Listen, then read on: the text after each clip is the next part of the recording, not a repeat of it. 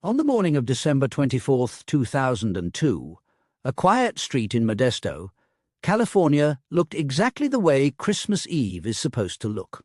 Lights wrapped around porch railings, wreaths on front doors, the kind of neighborhood where people knew each other's names and left cookies on each other's stoops. Nothing about that morning suggested that by nightfall, it would become the center of one of the most controversial criminal investigations in American history.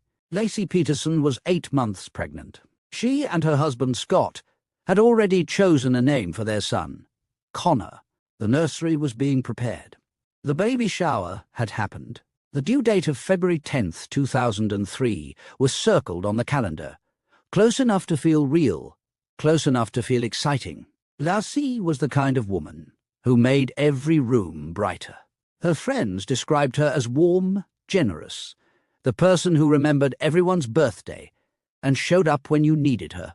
She was 27 years old, and by every account she was exactly where she wanted to be in life, in a home she had been lovingly renovating, in a marriage that appeared stable, on the edge of becoming a mother. By Christmas night, she was gone, and more than 2 decades later, the full truth of what happened to Laci Peterson and her unborn son Connor remains one of the most debated and deeply unsettling questions in modern true crime history. If you're new here, welcome to Case Hunt TV, the channel that goes deeper than the headlines and stays longer than the news cycle. If this kind of investigative storytelling is what you're after, hit that subscribe button right now and leave a like on this video. It helps more people find the truth. Now let's get into it. Laci Denise Rocha was born on May 4th, 1975, in Modesto, California. She grew up in a family that split when she was young, raised primarily by her mother Sharon Rocha, and later her stepfather Ron Gransky. By all accounts, her childhood was rooted in a strong sense of family, and that commitment to home and connection never left her. She attended Cal Poly San Luis Obispo, studying ornamental horticulture, and it was there, sometime around 1994, that she met a young man named Scott Peterson at a local cafe where she worked as a waitress. Scott Lee Peterson was born on October 24th, 1972, in San Diego. He was the son of Lee and Jackie Peterson, raised in a comfortable household, educated and polished, the kind of man who made a good first impression. He eventually transferred to Cal Poly, and within that setting, he and Laci began a relationship that moved steadily toward permanence. They married on August 9th, 1997, in Solvang, California. By the early 2000s, they had purchased a home at 523 Covena Avenue in the La Loma neighborhood of Modesto. Scott worked as a salesman for a fertilizer company called Trade Corp. Laci had turned the house into something that felt like a home, painting walls, planting in the backyard, decorating the nursery with care and anticipation. From the outside, the Petersons were an ordinary couple living an ordinary life and expecting an ordinary miracle. The reality behind that picture was far more complicated. Scott Peterson told investigators that on the morning of December 24th, 2002, he left his home at approximately 9:30 in the morning to go fishing at the Berkeley Marina on the San Francisco Bay, roughly 90 miles from Modesto. He said Laci had been planning to walk their golden retriever, MC Kenzie, in nearby East La Loma Park. He said he returned home around 4:30 in the afternoon to find the house empty. Laci's car was in the driveway. Her purse was inside. The keys were on the counter. Mac Kenzie was in the backyard with his leash still attached, as though someone had cut the walk short. Scott called Laci's mother, Sharon Rocha, at approximately 5:17 that evening to ask if Laci was there. She wasn't. Within minutes, Sharon and her husband Ron Gransky were driving to the Peterson home. By 5:48 that same evening, Scott called the Modesto Police Department to report his wife missing. Officers responded. Friends and family began arriving. A neighborhood search was organized within hours. And from those very first moments, those who knew Laci best felt the knot forming in their stomachs. because people who loved Lacey could not imagine a version of Christmas Eve where she simply wasn't there without explanation, and people who were trained to investigate quickly noticed something else entirely. The way Scott Peterson moved through those early hours, the flatness, the distance, the absence of the kind of panic that grips a person when someone they love has vanished without a trace. Within the first 24 hours, investigators began developing questions that Scott's answers could not fully satisfy. He told police he had gone fishing at the Berkeley Marina. He said he had purchased a 14-foot aluminum boat, a game fisher, for the trip. But that boat had been purchased only 15 days earlier, on December 9th, 2002. He had told almost nobody about it. Not Lassie's family. Not most of his friends. The boat was stored at a warehouse Scott rented for his Trade Corp business. When investigators examined it, they found a single strand of hair. Testing determined that the hair was consistent with Lacey Peterson's mitochondrial DNA. They also found evidence that Scott had been making homemade concrete anchors in that same warehouse. One anchor was in the boat. The others were unaccounted for. Investigators also noted that Scott, upon returning home on the 24th of December, had done laundry, washing his own clothes before calling anyone about his missing wife. It was a detail that seemed small in isolation. In context, it carried a different kind of weight. Within days, a massive search was underway. Volunteers, law enforcement, search dogs, helicopters. The story of a missing pregnant woman on Christmas Eve was the kind of story that spreads quickly, and it did. Lacey Peterson's face appeared on flyers, on local newscasts, and then on national television. The community of Modesto rallied around Sharon Rocher and the family. Everyone hoped for the best. Investigators were quietly preparing for something else. Then came the 30th of December, just 6 days after Lacey disappeared, and a woman named Amber Fry walked into the Modesto Police Department and changed the entire trajectory of the case.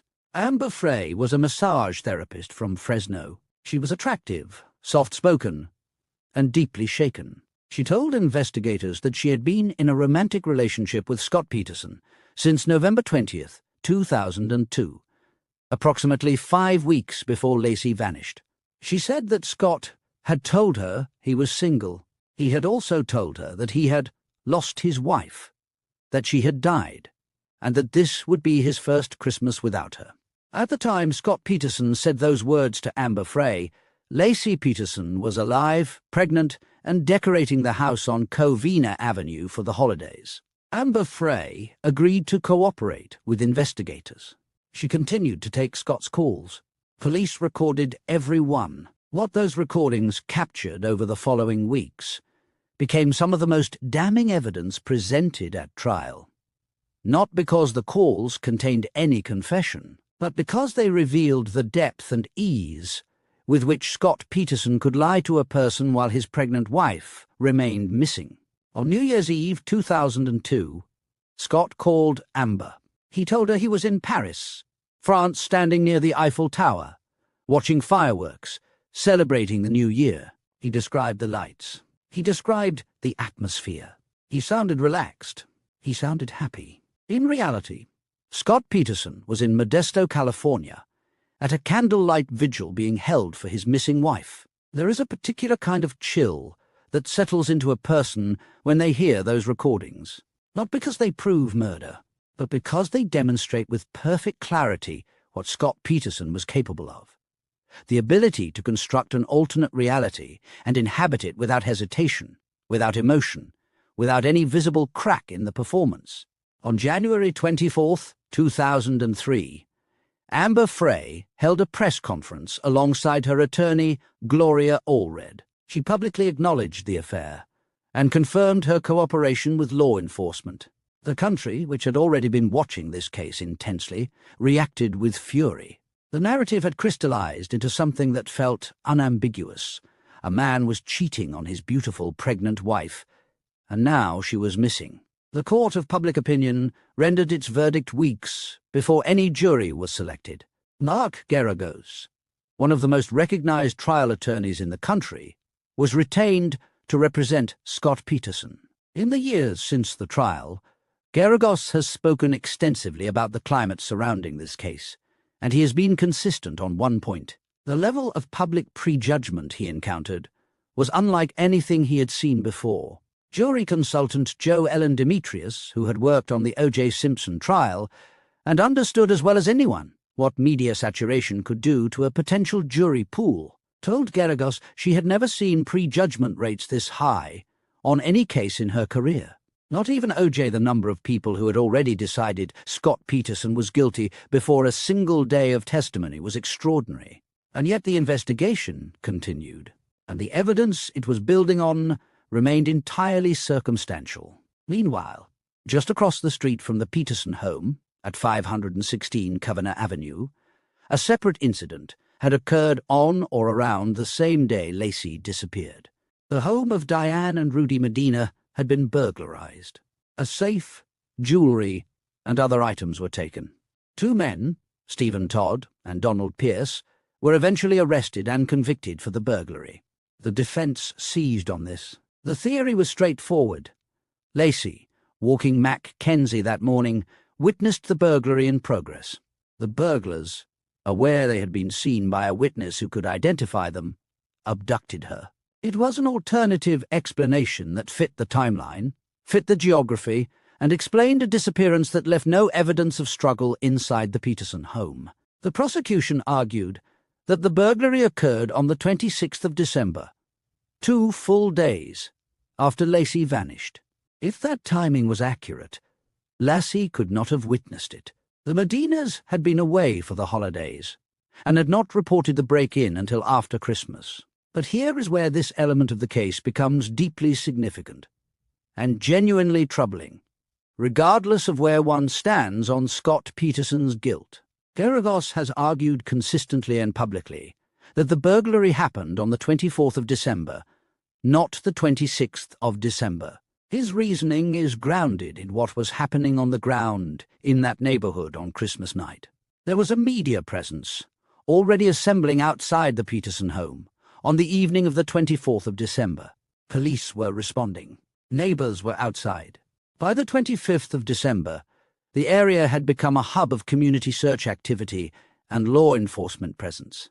The idea that two men broke into a home directly across the street from an active missing persons investigation on the 26th of December, in a neighborhood crawling with police and reporters, strains credulity. Several neighbors later reported seeing a van parked near the Medina home in the days leading up to Christmas. A witness reported seeing a woman matching Lacey's description near the Medina property on the morning of the 24th. These accounts were part of what the defense built its alternative theory on, and they were accounts that were difficult for the prosecution to fully neutralize. What the defense did not know at the time of trial, and what makes this element of the case far more serious than a disagreement about timing, is what Mark Geragos revealed publicly in the years following the conviction. On the day the guilty verdict was returned, November 12, 2004, the prosecution handed Geragos a report that had not been disclosed during the trial. The report came from a lieutenant at Chino State Prison, a correctional facility in San Bernardino County. According to the report, the lieutenant had overheard an inmate talking with his brother about the burglary across the street from the Peterson home on the 24th of December. Let that settle for a moment. A correctional officer documented an inmate making statements about a burglary connected to the very street where Lacey Peterson disappeared, on the very day she disappeared, and that report was never turned over to the defense. It was handed to Geragos after the verdict was already in, after 12 jurors had already made their decision, after Scott Peterson had already been found guilty of 2 counts of murder. Under Brady v. Maryland, the landmark 1963 Supreme Court decision, prosecutors are constitutionally required to disclose evidence that is material and favorable to the defense. Evidence doesn't have to guarantee acquittal to trigger that obligation. It only has to be the kind of evidence that could have affected the jury's verdict. A prison report documenting an inmate discussing the burglary across the street from a murdered woman's home on the day of her disappearance would appear to meet that threshold. Geragos was unambiguous about this. He had told investigators and the court throughout the trial that the van across the street and the burglary across the street were central to the defense theory. The prosecution knew exactly where the defense was going. They had the report. They did not disclose it. And then, on the day the verdict came in, they handed it over. But that is not the only allegation of suppressed evidence. A retired analyst from the California State Department of Justice came forward years after the trial with information that, if accurate, represents a serious failure in the investigative and prosecutorial process. According to this analyst, a van was discovered burned out in the area the day after Lacey Peterson was reported missing. Inside that van was a mattress. On that mattress were what appeared to be bodily fluids, possibly blood. This evidence, the analyst stated, was never disclosed to the defense. It was, as Geragos described it, deep-sixed. This information became one of the catalysts for the Los Angeles Innocence Project's decision to take on the Peterson case. The LA Innocence Project, based at Loyola Law School, does not accept cases lightly.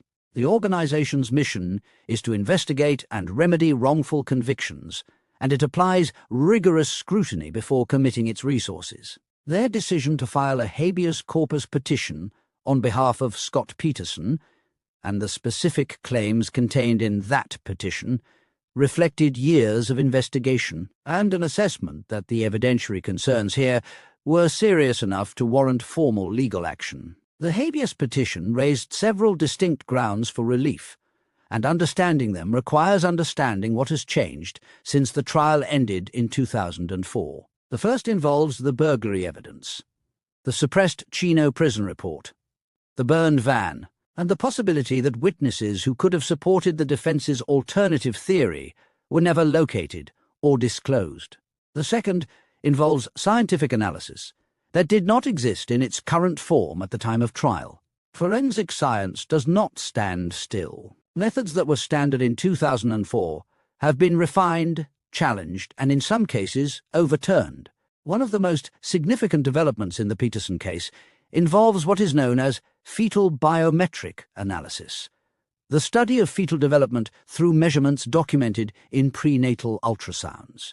Lacey Peterson had multiple prenatal ultrasounds during her pregnancy. Those ultrasounds created a documented record of Connor's development at specific points in time. Fetal biometric analysis uses those measurements to project a more precise estimate of gestational age, and from that, to estimate a probable range of dates for when the fetus would have reached the developmental stage observed at the time the remains were discovered. The analysis conducted as part of the Innocence Project investigation suggested that Connor Peterson may have been at a gestational stage consistent with surviving past December 24, 2002. In plain terms, the science suggested Connor may have been alive after the day Scott Peterson was accused of committing the murders. If Connor was alive after the 24th of December, even by a matter of days, then Lacey was alive after that date as well. And if Lacey was alive after the 24th of December, then Scott Peterson, who was under law enforcement surveillance and could account for his whereabouts, could not have killed her on the morning he said he was fishing at the Berkeley Marina. This is not a minor evidentiary footnote. This goes to the heart of the entire prosecution theory. The prosecution's expert at trial testified to a version of events consistent with the timeline used to convict Scott Peterson. That expert's analysis and methodology have since been challenged and, according to those involved in the post-conviction litigation, substantially undermined by subsequent scientific developments. The new fetal biometric analysis represents a fundamental shift in the scientific basis on which the prosecution's timeline rested. There is also the matter of the physical condition of the remains, and what it may or may not reveal. When Lacey and Connor Peterson's remains were discovered along the eastern shore of San Francisco Bay in April 2003, they were severely decomposed. Marine life activity and exposure to the water over the months of submersion accounted for significant degradation. Lassie's body had lost the head, neck, lower arms, and lower legs. Connor's remains appeared near full term. The defense at trial argued that the physical evidence was more consistent with a birth that occurred outside the womb, suggesting Connor had been born alive, rather than the process known as coffin birth, which is the post-mortem expulsion of a fetus that can occur after the death of a pregnant woman. The tape or ligature-like material found near Connor's neck area was also raised by the defense as something inconsistent with a natural post-mortem process. The prosecution's theory was that Lacey died on the 24th of December, that the natural process of decomposition over months in the water led to the expulsion of Connor's remains, and that the condition of the bodies was entirely consistent with what would be expected after months of submersion. These competing interpretations of the forensic evidence were never fully resolved at trial to everyone's satisfaction, and in the years since, the scientific community's evolving understanding of fetal decomposition, coffin birth, and fetal biometrics has complicated the picture in ways that were not available to the jury that convicted Scott Peterson in November 2004. A new two-part documentary, Scott Peterson, The New Evidence, was developed to examine precisely these developments. The documentary features new evidence analysis, witness testimony that was not presented at trial, and insights from key figures including Mark Geragos. It is not the first documentary to revisit this case. A previous documentary series prompted a reassessment from a segment of the viewing public that had long since made up its mind. But this new production goes further, directly addressing the claims of suppressed evidence and the scientific developments that have emerged in the post-conviction years. The existence of this documentary is itself a reflection of something important. This is a case that refuses to close, a case where the questions do not go away, where the evidence, both what was presented and what allegedly was not, continues to generate serious legal and scientific scrutiny more than 2 decades after Lacey Peterson disappeared from a quiet street on Christmas Eve morning. In August 2020, the California Supreme Court took up Scott Peterson's automatic appeal. Automatic because his original sentence was death, and California law requires Supreme Court review in all capital cases. The court upheld the murder convictions. However, it overturned the death sentence. The reason was procedural but constitutionally significant. During jury selection for the trial, which had been moved from Stanislaus County to San Mateo County due to the extraordinary level of pre-trial publicity, the trial judge had dismissed jurors who expressed general opposition to the death penalty. The California Supreme Court found that these dismissals did not meet the legal standard established in the United States Supreme Court's decision in Wainwright v. Witt. Under that standard, a juror can only be dismissed for their views on the death penalty if those views would substantially impair their ability to fulfill their duties as a juror. General reservations about capital punishment are not sufficient. The dismissals were improper. As a result, Scott Peterson was resentenced on December 8, 2021, to life in prison without the possibility of parole. He was transferred from San Quentin State Prison's death row to Mule Creek State Prison in Ione, California. The murder convictions remained intact, but the resentencing was not the end of the legal process. It was, in some ways, the beginning of a new phase. The Los Angeles Innocence Project filed its habeas corpus petition in San Mateo County Superior Court. A habeas petition is a legal challenge that argues a person is being held in custody in violation of their constitutional rights, that something fundamental went wrong in the process that put them there. The petition laid out the allegations of withheld evidence, the new scientific analysis, the retired DOJ analyst's account of the burned van, and the argument that the combination of these factors, taken together, created a picture of a trial that was constitutionally compromised. Earlier in 2025, A San Mateo County Superior Court judge denied the petition. The LA Innocence Project announced its intention to appeal that denial. The legal battle continues. Throughout all of it, one figure has remained at the center of this case in a way that is unavoidable: Sharon Rocha, Lassie's mother, a woman who has never stopped grieving and has never stopped fighting, though her fight has always been for Lassie, for the memory of who Lassie was, and for the conviction that justice was done. Sharon Rocha's victim impact statement at Scott Peterson's sentencing in March 2005 was one of the most raw and devastating public expressions of loss in recent memory.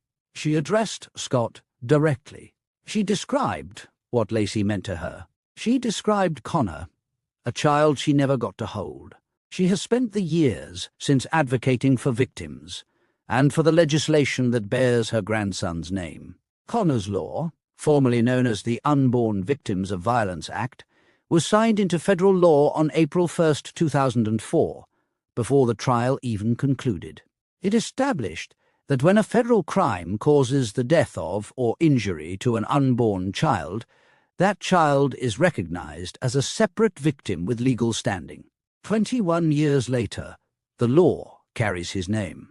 The little boy who never got to take his first breath outside the world is still here in that way. Whatever the truth of this case ultimately proves to be, Lassie and Connor Peterson were real people. A mother who loved her son.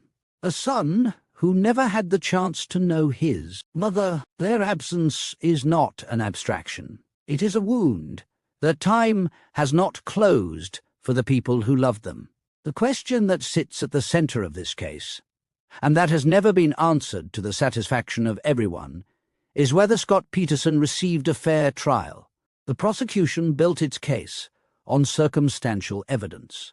There was no murder weapon, no established cause of death, no eyewitness account of a crime, no confession, no blood at the scene. What the prosecution had was geography. The bodies surfacing in the same body of water where Scott said he was fishing, and behavior, the affair, the lies, the detachment, the apparent readiness to move on before his wife was even confirmed dead. The defense argued that none of that was proof of murder, that a morally bankrupt husband is not necessarily a killer, that the alternative theory, a burglary witnessed by a pregnant woman walking her dog on a quiet street, was not only plausible but was supported by evidence that the prosecution had suppressed. The jury was convinced. 12 people, after deliberating for approximately 7 days, decided that the evidence was sufficient to conclude beyond a reasonable doubt that Scott Peterson had committed 2 murders. They sentenced him to death. But the conviction of a person is not the same as the discovery of truth. Courts decide cases. They do not always discover what actually happened.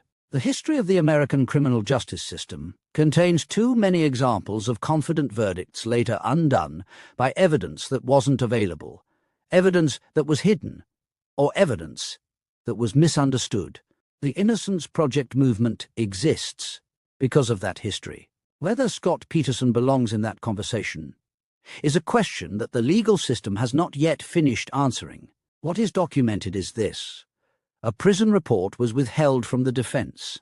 A burned van with a mattress was allegedly not disclosed. A retired government analyst came forward with information that was never shared with defense attorneys. A prosecution expert on fetal development has been substantially challenged in the years since the trial. New scientific analysis suggests Connor Peterson may have been alive past the date of his mother's alleged murder. The habeas petition was denied, but the appeal is ongoing. And beyond the courtroom, a new documentary is preparing to present this evidence to a public audience, many of whom formed their opinions about Scott Peterson 2 decades ago, and have not revisited them since. Whether that evidence is enough to overturn a conviction, whether the appeals court sees it differently than the Superior Court did, whether new witnesses or new science will ultimately shift what is known about the night Lacey and Connor Peterson died. None of that is settled.